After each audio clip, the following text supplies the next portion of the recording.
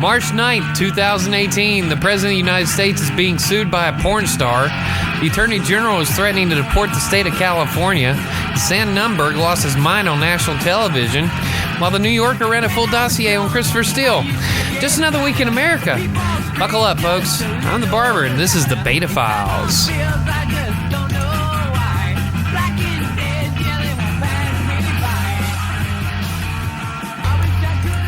Welcome to the first of hopefully many weekly snapshots of American culture.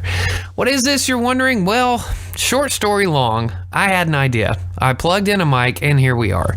It isn't going to be much as far as massive amounts of political commentary or opinion-driven diatribes. There won't be a lot of activism here, no Rachel Maddow crap. Male-dominated attitudes like Sean Hannity, they're out the door. No, here we will simply be commenting on what the hell is happening in the world for those of us who abhor the news cycle and depressing stories that clutter it. The structure of the show, keeping in mind that we may change it, is a simple 3-act paradigm with an opening segment focused on the headlines from the past week, a second act with Dr. J, who will join me to discuss art and literature, and a final act that will focus on the lighthearted or smaller informative stories that may be left behind in the continuing chaos that is the Trump presidency. A well-rounded show, as you can tell. We'll do it once a week, posting the podcast on Friday nights for anyone to download and listen to on this website, thebetafiles.com. Yes, thanks to the wonderful people of WordPress, we have our own domain. Peachy keen. Little history about me. I was born to a man and woman in a hospital. My father passed away when I was 3, but left a large collection of writing, drawings, paintings, and poetry behind, which gave me the bug. Now, here I am, 38 years later, still trying to find a niche in the literary market by talking into a microphone. Not exactly literature, though I did write this. With all that out of the way, let's look at headlines.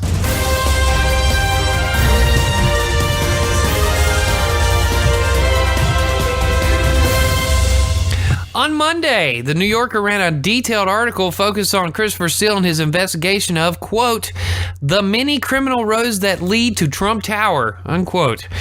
Two interesting revelations that stood out for me from the article were the claims that Steele ran into Trump Tower no-nos at least 5 years before the election, that the decision to choose Rex Tillerson over Mitt Romney may have been decided in Moscow, a claim that outside of Jake Tapper and Chuck Todd hasn't gotten a lot of traction in the headline crawls thanks to a stormy week in the Northeast and the West Wing. By Tuesday, soundbites all over the upper list of channels on DirecTV were full of Trump claiming no chaos, as his top economic advisor optioned his free agency clause and left to join the Yankees after the commander-in-chief insisted on creating a trade war with Reynolds Wrap and Pepsi cans. It's a good idea, because he's such a winner. On top of that, Stormy Daniels popped back up in the first quarter of every hour like a bad case of herpes that just will not go away.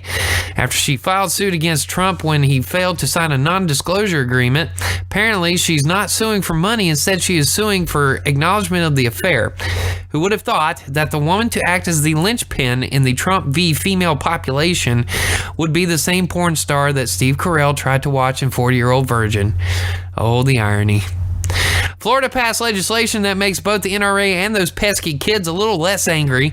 Though part of the agreement allows volunteer options to bring firearms into classrooms, it did not pass an assault weapons ban, leading to the continued call for the legislators to work harder against the influence from the NRA.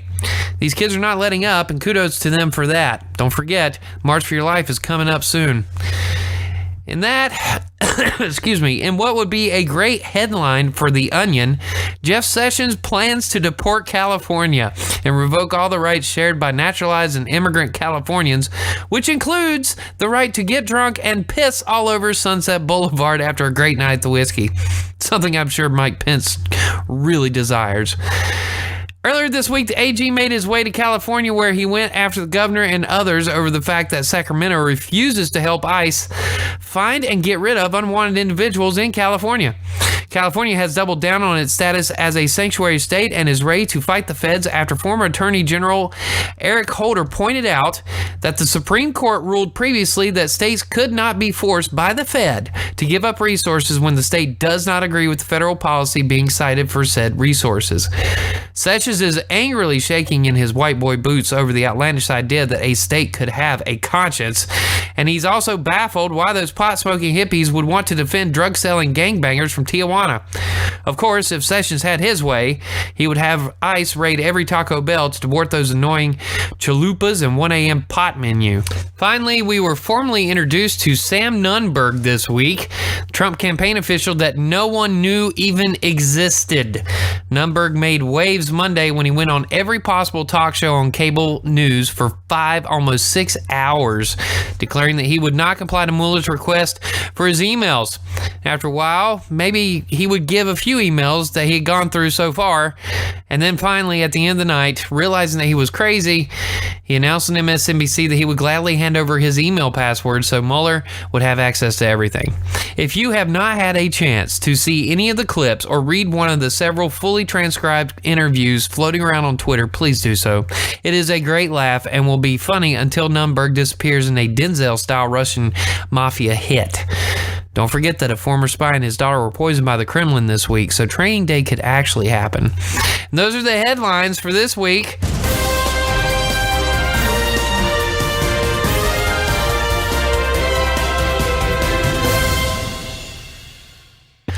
All right, on a lighter note, it is time to welcome my dear friend, colleague, Dr. J. The doc is also a professor. Man. Hold on. Wait your turn. I have to introduce you. Sorry. Dr. J is a scholar of Mr. Poe and 19th century British literature, specifically poetry. He's also a poet. And he is here this week to tell us about William Carlos Williams, master of the refrigerator post-it that gently lets your lover down. Dr. J, how's it going? Now you can talk. I'm okay. That's really good. I'm all right. Good.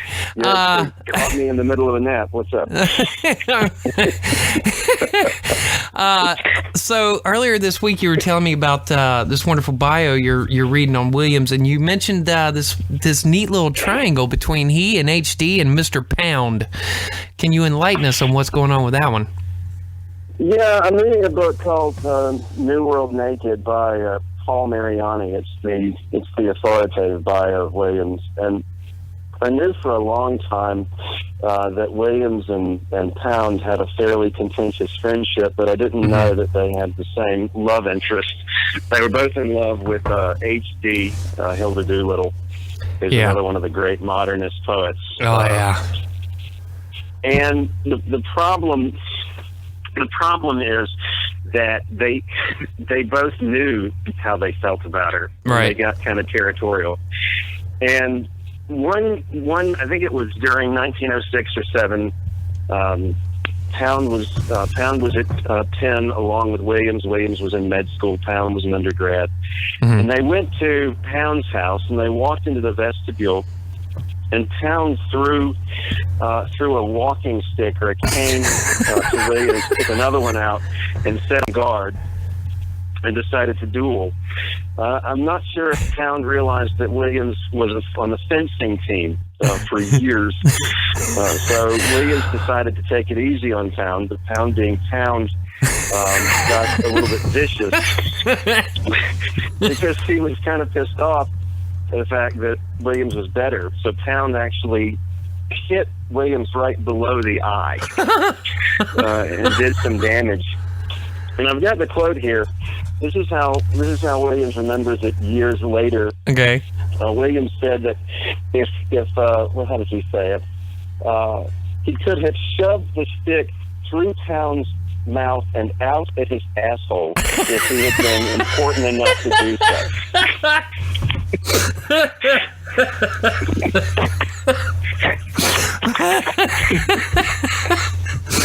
Wonderful.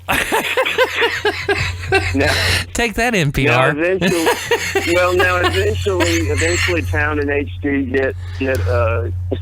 get engaged. She tells Williams, Williams is devastated. But then I think H.D. realized she was engaged to Ezra Pound and decided not to marry him. Right. They broke up. Years later, she moves in with another woman. So both Pound and Williams are disappointed. Well, I'm sure Pound would have convinced her that he was the greatest lesbian ever if it hadn't been for the Jewish conspiracy of his penis. His little fascist. Yeah. Yes. Anyway. Well, what other wonderful tidbits have you picked up from the bio? Actually, I've been a Williams fan for years, and I've avoided reading the bio because every time I read a bio of a writer that I love, I'm ultimately disappointed in the human being. Yeah. He has fallen in love with a woman named Charlotte Herman. And Charlotte Herman had a sister named Florence. And Williams had a brother named Ed. And both Ed, this happens a lot to Williams. Right. He and somebody else are in love with the same person. Ed, his brother, and Williams are in love with Charlotte. Did they have a walking stick duel? They did not have a walking stick duel. No. Anyway, continue. And they decided that she had to make a choice at some point, so Williams got his brother Ed to ask her who she chose, and unfortunately she chose Ed. So what Williams decides to do, he had never given a thought to her sister Florence. Ever. And then he decided, because it seems like the logical thing to do, if my brother decides to take the one woman I love, I should go ask her sister to marry me. Well, yeah, that makes sense. He told her in his proposal that he didn't love her yet. So, she said yes. Oh my God. And she and Bill were married a couple of years later, and it was just, and the problem with Bill is that, he first was called Willie up until he was in his 20s, and then Bill, I don't know. He loved every single woman he ever met, and it drove Florence or Flossie or Floss. It drove her absolutely nuts. Yeah. He would get bored very easily. Before they were married, when they were still engaged, he was gone for a year. On the ship back from Europe, he went on a European vacation. Really? He met a woman who, for a year. He met a woman on the way back who asked him to marry him. And she would set him up in a nice medical practice because he was a doctor. He said no, of course. Yeah. I think he told Flossie about the whole thing because he's stupid. This was not uncommon. And to read the kinds of poems he wrote, he might be the most oversexed poet in all of American literature. He talks about flanky hips and big breasts on a regular basis. He's fascinated with the female form. But that's the stuff I've picked up this week. Right. He was arrogant. I think this is one of the reasons why he and Pound came to blows on a couple of occasions and ultimately butted heads because they were both so arrogant. He didn't have Pound's sense of style, I guess we can use that term, given the most recent photo you showed me of Pound the Madman staring sidelong at the camera. That's got to be my favorite. It's pretty scary, actually. Yeah, for those of you listening, just Google Pound and you will Ezra Pound and look in the photos, and it'll be like the third picture, and you'll see what we're talking about. It is fantastic. There's not a bad photo of Pound, actually. They're all pretty horrifying. They are. He was deranged before looking deranged was cool. Exactly. He's a strange bird. Yeah, we'll save him for another episode. They were both extraordinarily arrogant. Williams was a terrible poet. I mean, for years. In fact, it took Pound hooking him up with Harriet Monroe. That's her name, right? The woman who ran poetry. Poetry magazine. Yeah. And he got Pound. Pound got Elliot or Williams. Jeez, too many people. Yeah. Well, Pound got Williams. But I think it was through that relationship with poetry that they were able to get Elliot into the Dial. So yeah, you were right on that. Yeah. Well, Pound, and you've said this before, helped everybody. Again, another episode. But he gets Williams hooked up with poetry, and he gets a couple of poems in there. Unfortunately, they're pretty bad. In fact, it's Pound who hooks Williams up with his London publisher, Elkin Matthews, who publishes a book called The Tempers, which is crap except for a couple poems. Even Pound knew it was bad. Yeah. I don't know that Williams knew it was bad, but Williams was writing like Keats, and he did this for a long time. Yeah. So that we don't really see any good poetry, in my opinion at least, until the 20s. Right. From Williams. He's not very good, and it took a couple of things. It took Pound saying, you know, you've got these two poems, we'll send them off, I think they're pretty decent. And it took Williams realizing he's just not cut out for Europe. A lot of these cats left for Europe, and they loved Europe. What Williams learned when he was there is that he's not made for it, so he went back to Rutherford, New Jersey, and decided maybe I need to start sounding like an American now. Yeah, like Faulkner and Frost. Exactly. And he used Whitman as his model. So when he finally gets away from Keats, he starts sounding like Whitman for a year. Yeah. So for the longest time, even up into and he was 30 years old when he was still trying to find his own voice. He was not a young man when he finally broke through. In fact, in 1923, when he published Spring and All, which is his first good book, a great book, he was 40 years old. So he was slow. He was very slow to learn. It wasn't like Pound, who learned very quickly. Williams was just really, he was a slow learner with everything. Yeah. He was just persistent. Yeah. So I'm sure there are more funny episodes, but I'm not to that point in the biography. Okay. I mean, I'm still learning, right? I've been avoiding this book for 20 years because I don't want to learn so many. I mean, because he did some pretty nasty stuff. Yeah. Well, they all did. I mean, that's the thing, you know? I mean, and next week we're going to talk about Faulkner, and let's face it, who else can get away with running around Oxford, Mississippi naked in his underwear but Faulkner? Yep. So too much moonshine. Yeah. Well, thank you for stopping by this week. We will do this again next week. Like I said, we'll talk about Faulkner next week, and Quentin, our favorite subject, right? All right, man. I appreciate it. All right. No, thank you. All right, buddy. I'll talk to you later. Bye-bye. All right, bye. My thanks again to Dr. J for stopping in this week and discussing Williams. Again, next week we're going to be talking about William Faulkner, the Southern Myth, and Quentin Compson. All right, finally, this week I want to look at podcasts.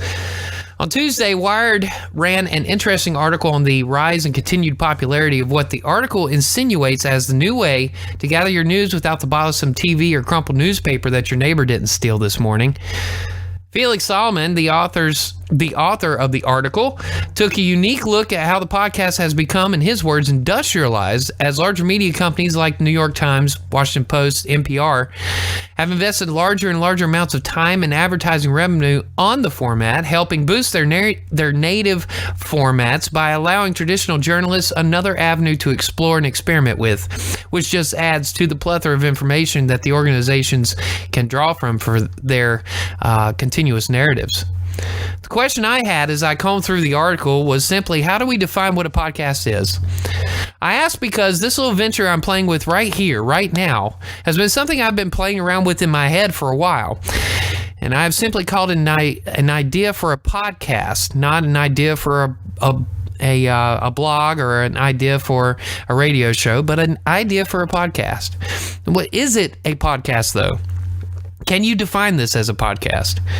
What characteristics define what a podcast can and cannot be? Can a guy literally plug in a microphone, talk for 20 or 30 minutes about the news of the day, and call that a podcast? To me, the ambiguous nature of the podcast rivals that of the blog, where both amateur and professional writers compete to create dialogues connected to larger narratives promoted by the mainstream media outlets. Blogs also take on the nature of personal interest diaries, expanded thoughts that are better left to post-it notes, and reflections on personal beliefs and observations. Are these also possible avenues for what we call a podcast?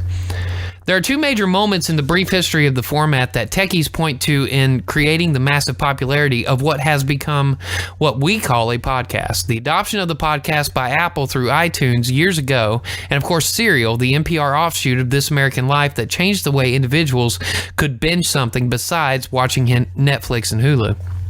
But when you dig into these two moments, a definitive set of rules for the format does not present itself.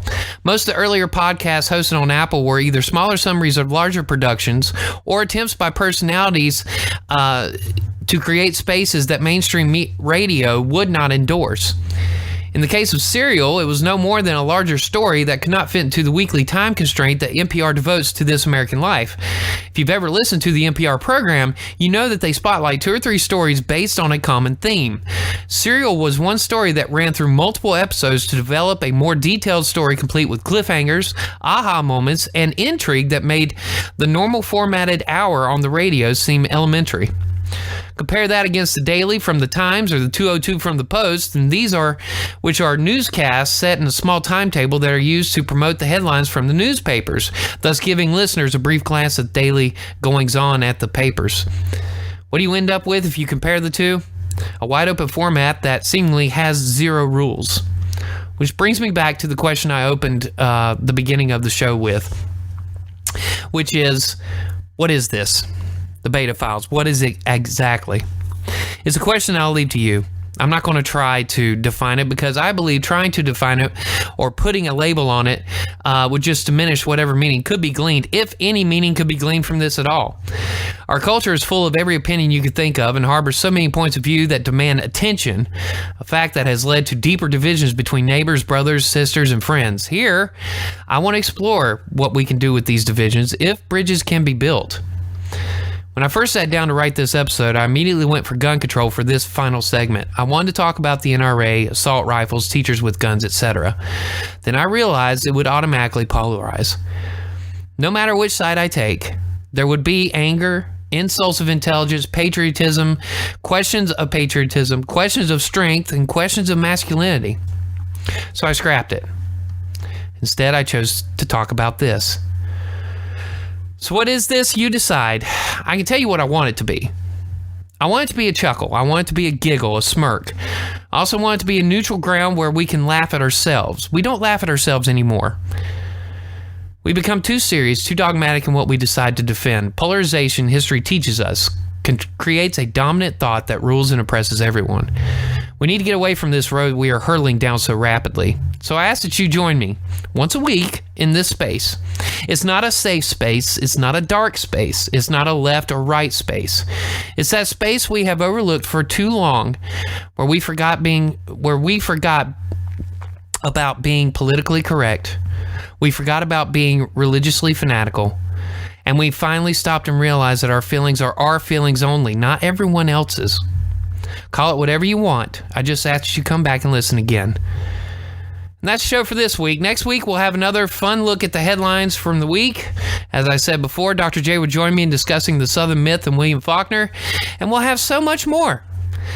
For Dr. J, I am the barber. Thank you for coming by. Make it a great day, and always remember, as long as the sun rises, there will be opportunity. Don't waste it. This has been the Beta Files.